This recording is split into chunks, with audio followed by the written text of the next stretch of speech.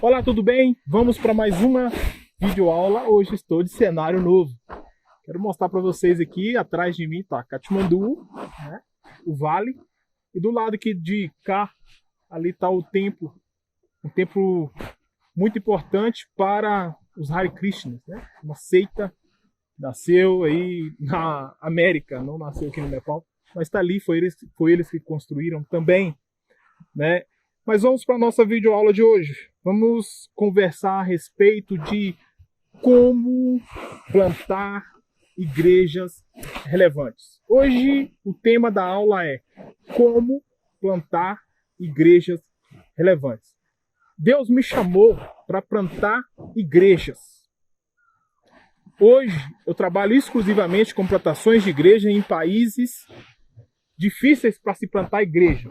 Nós temos igrejas aqui no Nepal, são mais de 12 igrejas, batizamos pessoas, ontem mesmo teve batismo em uma das nossas igrejas.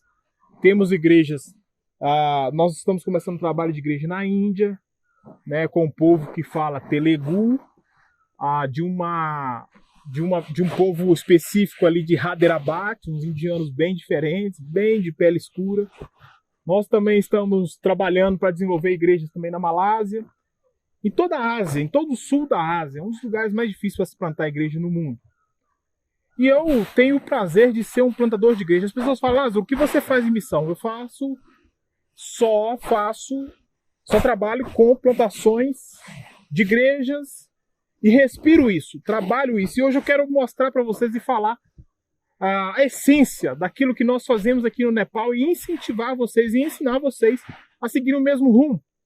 Porque quando eu falo com vocês, quando eu falo qualquer coisa com vocês, eu carrego em mim experiências. Eu fico pensando assim, Deus, eu podia ter tido acesso a umas aulas dessa que eu estou dando há 6, 7 anos atrás, que eu teria errado muito menos. E Deus fala, olha, se você tivesse acesso a essas aulas, você não teria aprendido aquilo que você aprendeu e hoje você pode passar para as pessoas.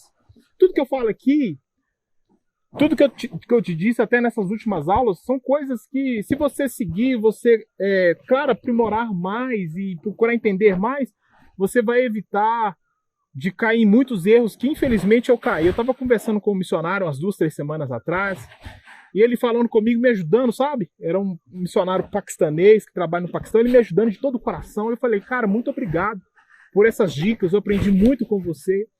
E ele falou, olha, Lázaro, eu queria que as pessoas tivessem falado comigo aquilo que eu estou falando com você. E eu falo a mesma coisa com vocês. Eu gostaria que as pessoas tivessem falado comigo aquilo que eu estou falando com cada um de vocês. E nós temos um exemplo, que é um exemplo que nós precisamos seguir. Esse exemplo é a Bíblia, é a palavra de Deus. E nas aulas nós falamos aqui sobre o esperar em Deus, ser cheio do Espírito Santo, agir, né? E depois de agir, o que faz? Aí vem o passo importante, que é a plantação de igrejas e igrejas relevantes. As igrejas relevantes do mundo, elas precisam ter algumas coisas, características similares com a igreja de Atos. Nós precisamos trabalhar igual a igreja de Atos trabalhava. Nós precisamos seguir o exemplo deles. E a Bíblia nos dá um plano de fundo maravilhoso para essa aula. Está lá em Atos, capítulo 2, versículo 42 ao 47, tá bom? Atos, capítulo 2, versículo 42 ao versículo 47, que nos diz, olha que interessante. Antes de lermos, vamos fazer aqui um plano de fundo. Vamos entender. Para vocês entenderem como que nós estamos caminhando no mesmo raciocínio. Nós falamos aqui do Pentecostes, nós falamos aqui da descida do Espírito Santo de Deus e a capacitação que Deus deu para os apóstolos cumprirem com a grande comissão. Tá bom? E nós dizemos que os apóstolos estavam todos reunidos e naquele momento ali veio um vento impetuoso e línguas como de fogo. E aquelas línguas tocaram ali aquelas pessoas que estavam ali, e eles foram cheios do Espírito Santo de Deus, falavam em línguas, tá? E tiveram sinais e maravilhas no meio deles. E após aquilo levantou o homem chamado Pedro, e Pedro fez uma pregação onde 3.000 almas foram acrescentadas ao Senhor. Muito interessante.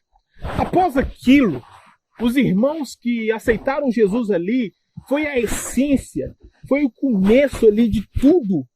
Olha o que aconteceu com eles, olha como que eles se comportaram, e olha como eles servem de exemplo para nós hoje plantarmos igrejas relevantes no mundo.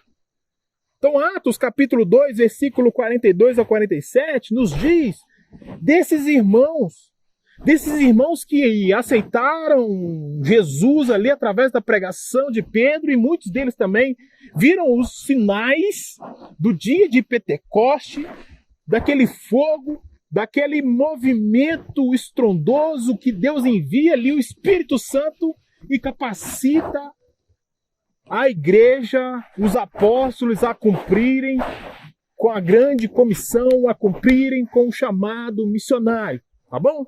Então, antes de mais nada, é muito importante vocês entenderem que antes de qualquer coisa, vocês precisam buscar o Espírito Santo de Deus. Isso já foi falado aqui, mas é bom dar essa ênfase, enfatizar isso. Antes de qualquer coisa, busca-se ser cheio do Espírito Santo de Deus, tá? Porque a Bíblia nos diz que antes que o Espírito Santo de Deus veio ali, os apóstolos, eles não fizeram ali, não teve nenhuma pregação, nem nada. Eles esperaram apenas o Espírito Santo de Deus para ser cheios ali do poder. O Espírito Santo de Deus, é o dunamis, é a explosão, é aquilo que te dá poder de ir e falar com o povo.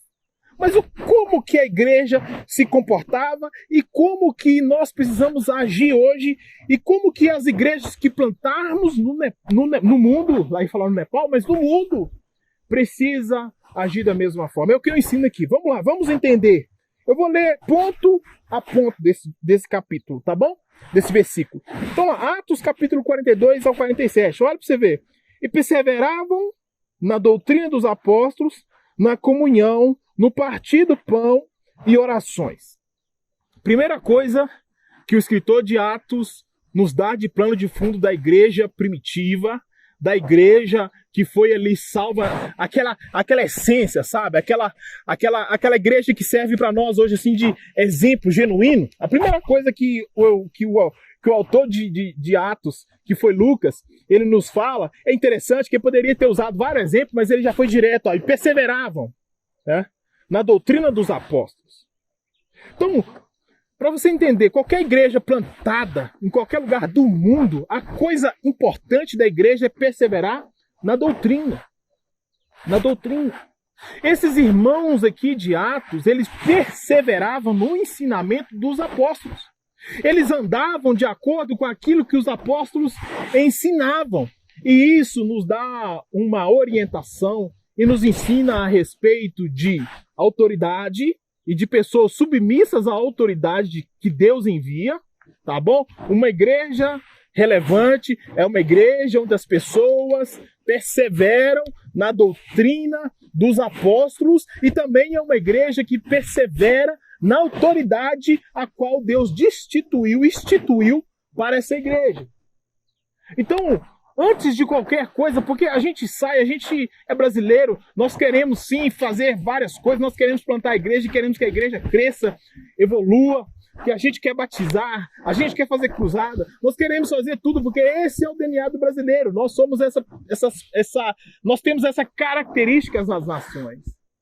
Mas antes de qualquer coisa, preste atenção, a igreja ela precisa perseverar, é um ato contínuo, é um ato que precisa ser ali trabalhado diariamente, todo dia, e continuar perseverando na doutrina, no ensinamento, na palavra de Deus, e continuar perseverando. Então essa igreja ela é um exemplo para a gente porque ela perseverava na doutrina dos apóstolos. Ela continuava. E perseverar aqui é continuar mesmo, porque muitos desses irmãos, quando eles estavam ali reunidos, eles estavam ali perdendo tudo que eles tinham. Inclusive, muitos deles perderam a própria vida, mas eles continuavam e perseveravam, tá bom? Então, a primeira característica de uma igreja relevante é uma igreja que persevera na doutrina de Deus.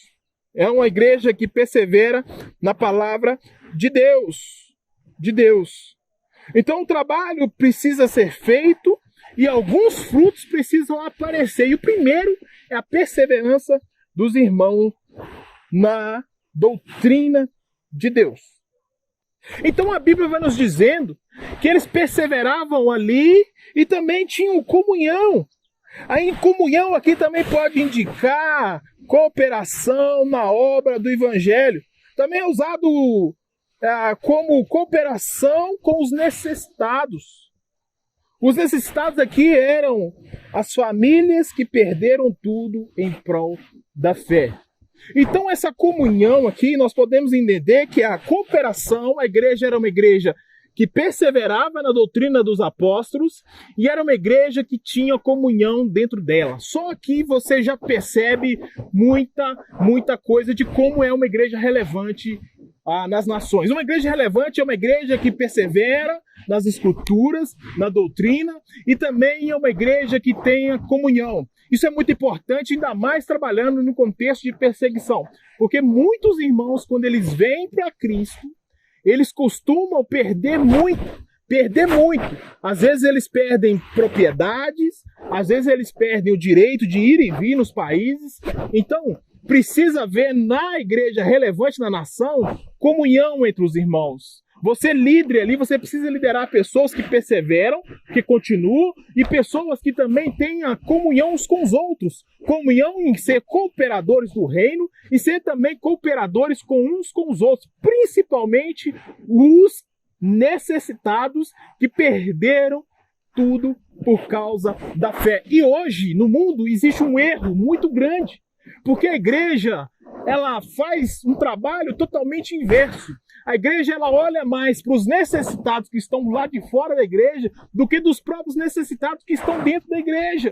E a igreja de Atos nos diz que eles tinham comunhão uns com os outros. O que Deus nos chama, meus irmãos e minhas irmãs, não é para alimentar pessoas anônimas. Claro que isso pode ser sim feito, como Jesus fez, quando ele multiplicou os pães e os peixes. Mas Deus, ele quer que a igreja tenha comunhão um com o outro. Meus queridos e minhas queridas, é raro você ver uma igreja hoje que preocupa em ajudar as pessoas que estão dentro da igreja, que pessoas que fazem parte ali da congregação. E a igreja relevante nas nações precisa ser uma igreja de comunhão, uma igreja cooperante, uma igreja que coopere um com o outro. Só assim você se faz e se planta igrejas relevantes nas nações. É muito interessante porque aqui no Nepal e na Ásia nós caminhamos assim. Nós temos aqui um conjunto de pastores, não importa a denominação deles, não importa o que eles são, até padres. Eles fazem parte de do mesmo conselho. Nós caminhamos juntos e nós procuramos saber o que uma igreja está precisando, o que nós podemos fazer para o outro, porque nós somos irmãos e nós entendemos que num contexto de perseguição, num contexto missionário, a igreja precisa ser uma igreja cooperante uma com a outra. Ela precisa ser uma igreja que coopera um com o outro. Infelizmente, hoje no Brasil e no mundo, a maioria das igrejas tem um olhar mais voltado para as pessoas que estão do lado de fora da igreja do que as pessoas que estão dentro da igreja. Isso se faz porque nós temos um anseio muito grande, claro, de ganhar almas. Mas, meu irmão e minha irmã, você precisa também olhar as pessoas que estão sentadas ao seu redor. Um bom pastor missionário, um bom missionário é aquele que procura entender a necessidade dos irmãos, aqueles que já estão caminhando com Jesus. E essa igreja era assim, a comunhão deles era repartir ali do pão com as pessoas que estavam dentro da sua própria comunidade cristã. Se eles não se unissem ali, eles não sobreviveriam. Muitos irmãos que estavam naquela igreja haviam perdido tudo, e a Bíblia nos diz que eles tinham comunhão, e eles perseveravam nisso, e eles continuavam nisso. E a Bíblia fala, aqui no finalzinho aqui da introdução de Atos 42, a Bíblia fala que eles tinham também comunhão, né, no partir do pão e nas orações. no partir do pão e nas orações. Então, além de tudo, eles continuavam ali orando e partiam o pão. Isso é muito importante porque, se você parar para pensar, a igreja, ela nasceu em um contexto judaico. Nós podemos entender isso. E muitos irmãos que estavam aqui eram irmãos que veio do judaísmo, tá? Mas muitos que estavam aqui também praticavam o judaísmo e praticavam também o cristianismo. Então, quando o autor de Atos, ele disse que as pessoas oravam, né, partiam o pão e oravam, porque essa prática de partir o pão, também nós podemos entender que diariamente aquela igreja, ela tinha ali comunhão e fazia uma ceia do Senhor, diariamente. E também precisamos entender que no lanche, e provavelmente era o lanche da tarde, eles tinham ali um momento de compartilhar do pão para todos eles. Não tinha ninguém que tinha nada. Tudo que eles tinham era em comum. Então a oração que eles faziam, a oração do judeu já diz que eles agradeciam a Deus que tinha criado o pão e colocado na terra. Essa é a essência da oração que eles oravam todos os dias. Eles agradeciam a Deus por ter criado o pão e colocado na terra. É tão interessante isso, porque Jesus, ele se denomina o pão vivo que desceu do céu. E também o próprio Jesus, ele dá um exemplo em Mateus, no Sermão do Monte, quando ele começa a falar da oração do Pai Nosso. Ele fala também do pão. Então o pão e a oração fazia parte da igreja primitiva e também fazia parte dos judeus. Então uma igreja relevante na nação é uma igreja nas nações, é uma igreja que distribui o pão e é uma igreja que ora, meus irmãos, que ora. E comer junto e agradecer a Deus pelo pão, você está fazendo algo significativo para o evangelho, para o crescimento da igreja. A igreja, ela precisa sentir-se à vontade um com o outro para compartilhar literalmente o pão.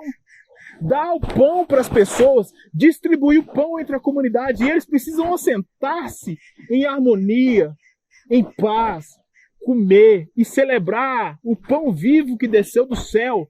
Essa é a essência básica ali da igreja de Atos. Agora eu te pergunto, meu querido e minha querida, eles tinham defeitos? Sim.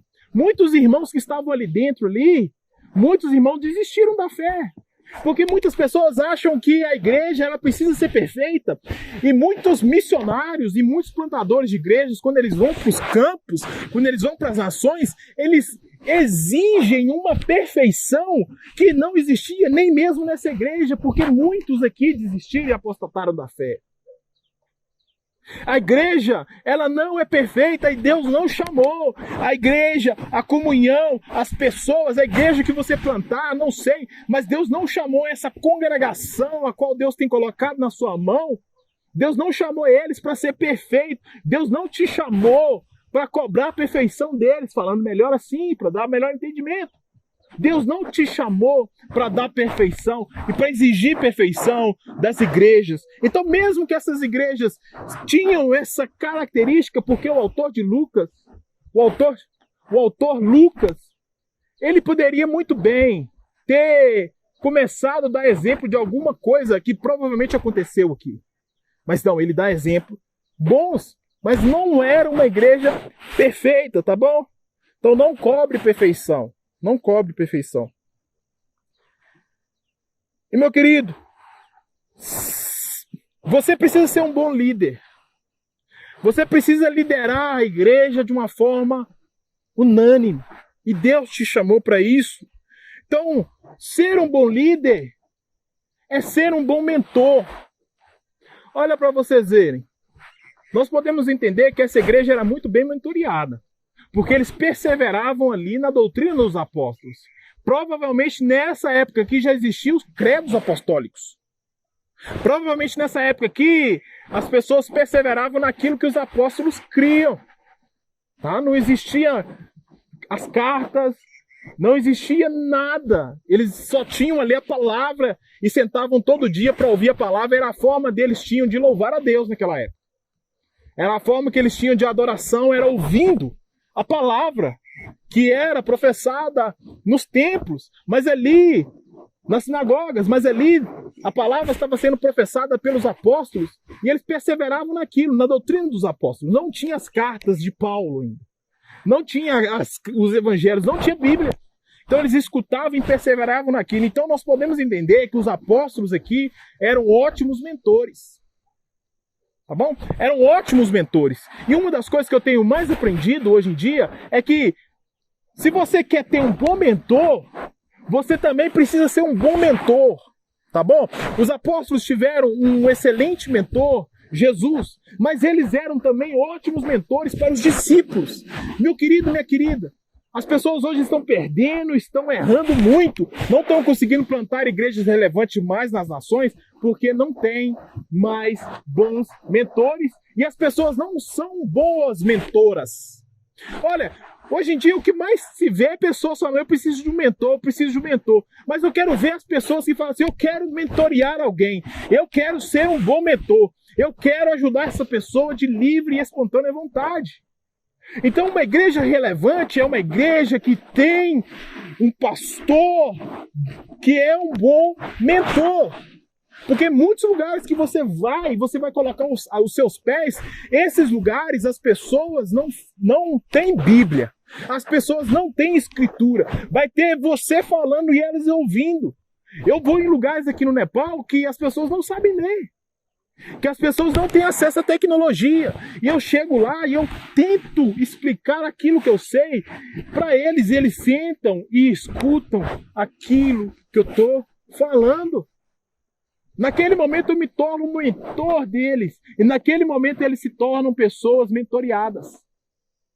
Então, se você quer pisar nas nações, se você quer fazer algo de relevância nas nações, seja um ótimo mentor e ame mentorear as pessoas.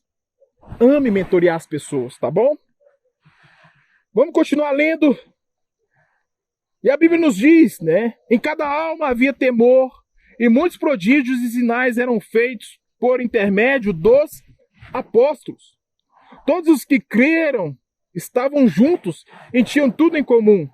Vendiam suas propriedades e bens, distribuindo o produto entre todos, à medida que alguém tinha necessidade. Então tudo, eles entenderam ali que naquele momento, para que a vida, o evangelho continuasse, haveria necessidade disso. E também Deus, por um outro lado, também fez algo maravilhoso. Porque Deus dava muitos prodígios. As pessoas, os apóstolos, eles faziam muitas maravilhas no meio do povo. E quanto mais prodígios os apóstolos faziam, quanto mais maravilhas Deus fazia por intermédio dos apóstolos, naquele momento ali, as pessoas tinham mais temor e acreditavam mais ainda na palavra de Deus. Muitos lugares que Deus te enviar, meu querido. Muitos lugares que Deus te enviar. Deus vai querer que você seja alguém ali que vai fazer sinais e maravilhas, porque os sinais e as maravilhas que você fizer ali vai dar ali nas pessoas a convicção que você está carregando algo que vem realmente de Deus.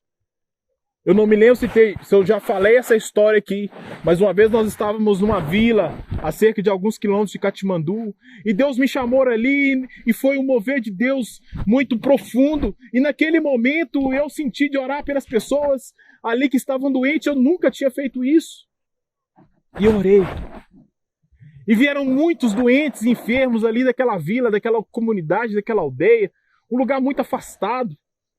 Como vocês estão vendo aqui, Nepal é isso, é um lugar isolado, é os confins da terra. Como meu pastor disse, se o Nepal não é o confins da terra, lugar nenhum mais é. Então, naquele momento ali, eu comecei a orar e falar, Deus, cura, e Deus curou. Só que aquilo ali serviu de autoridade para aquilo que eu tinha pregado 2, 3 dias seguidos. E eu me lembro que as pessoas ficaram ali olhando, e aquela coisa toda, e todo mundo curado, tinha um cara lá com a mão. Mas o mais interessante de tudo foi o que aconteceu após. Porque todas as pessoas da igreja foram curadas. E as pessoas saíram, subiram as montanhas rapidamente. Eu falando, que isso, as pessoas nem despediram de mim, porque geralmente as pessoas vêm e despedem, dão um abraço, mas naquele momento não. E eu falei, meu Deus, o que aconteceu? E Deus tinha me usado ali para sinais, tinha me usado ali para curar as pessoas. E de repente, a comunidade começou a trazer as pessoas, as mulheres de cadeira de roda. Tinha uma mulher lá que não andava, veio com a cadeira de roda arrastando ali nas montanhas. Veio pessoas carregadas, veio cego, e as pessoas falando, olha, tem um profeta, tem um pastor que está orando e está curando todo mundo. E as pessoas vieram para dentro da igreja e falaram, eu quero esse Jesus que cura. Ora por mim, eu quero aceitar esse Jesus, eu quero ser curado também. Então os sinais aqui serviam para isso. E você nas nações, você entende esse processo. Você entende isso. Você entende. Na verdade, você não apenas entende, mas Deus te usa para isso, para esse propósito. Uma igreja relevante nas nações é uma igreja que o Espírito Santo de Deus atua. É uma igreja onde o Espírito Santo de Deus faz sinais e maravilhas. Nas nações da terra, Deus tem feito algo fantástico. Deus tem feito algo maravilhoso. Eu tenho ouvido, eu tenho visto pessoas, casos de ressurreições. Aqui no Nepal é super comum as pessoas orarem pelos mortos, ressuscitarem. Eles oram como se isso realmente acontecesse a qualquer momento. E eles acreditam e por muitas vezes Deus ressuscita. Aqui no Nepal é muito comum você ver uma pessoa doente dentro da igreja. É tão interessante porque às vezes vem pessoas que não são crentes, que não acreditam em Jesus, mas acreditam que Jesus pode curar. Eu falei, esse irmão aí confessou Jesus sem saber. E vem os hindus e falam assim, olha por mim que eu tô com problema cardíaco, nós oramos por um irmão com problema cardíaco na igreja, ele foi curado. E ele falou, beleza, eu fui curado. E pra ele foi super normal, né? Que ele tá, tipo assim, fui curado. Não voltou mais pra igreja.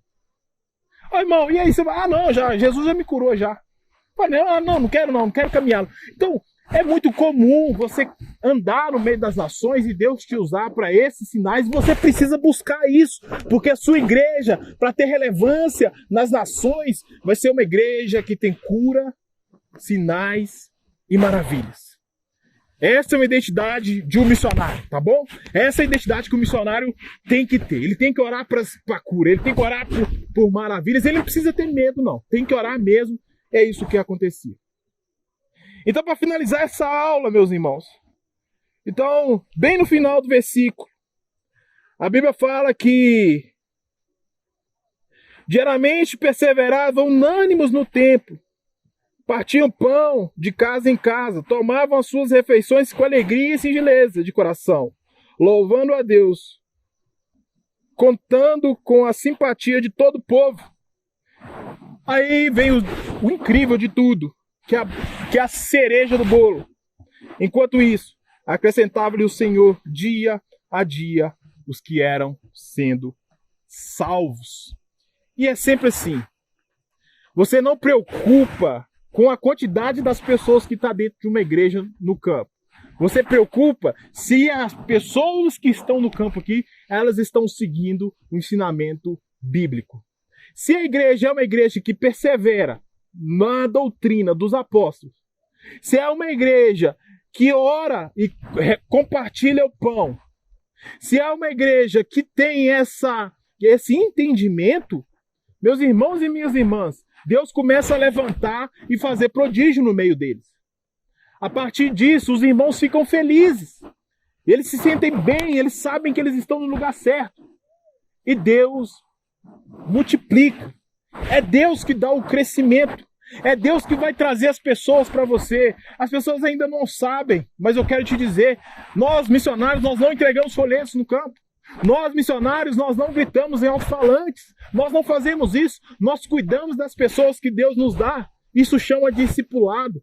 Comecei o Nepal com um. E foi esse, através dele, nós fomos ganhando, cuidando de um, foi cuidando de outro, foi cuidando de outro, foi cuidando de outro. E de repente nós tínhamos uma congregação ali, uma célula com 8 pessoas. E de repente a nossa casa não cabia mais de pessoas. Nós então saímos dali e fomos para um lugar maior. E de repente esse lugar maior também não estava mais cabendo. E de repente nós começamos a construir igreja e plantar igreja. E hoje nós estamos com projetos de termos uma igreja em cada distrito do Nepal. São 77 distritos. É assim que as coisas acontecem. Você cuida daqueles que Deus te dá. Você cuida dos primeiros, como foi a igreja de Atos. E depois ali Deus começa também a trabalhar, porque você não está sozinho nessa.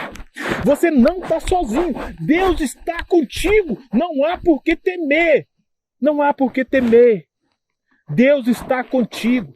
Se você seguir esses exemplos que eu te dei e perseverar em Deus, orar, jejuar, buscar a presença do Senhor todos os dias e não desistir, porque o que mais acontece são pessoas que desistem.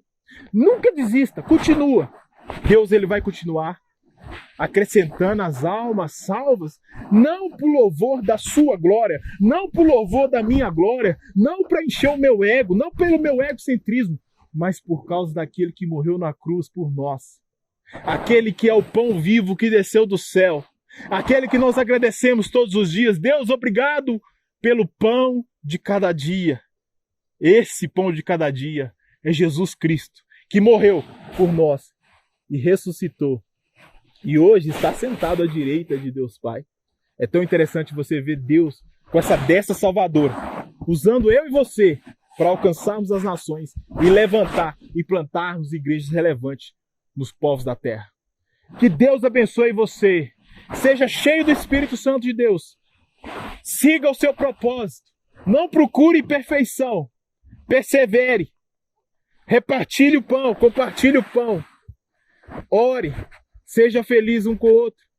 E vá levar essa unção para as nações da terra e plantar igrejas relevantes no mundo.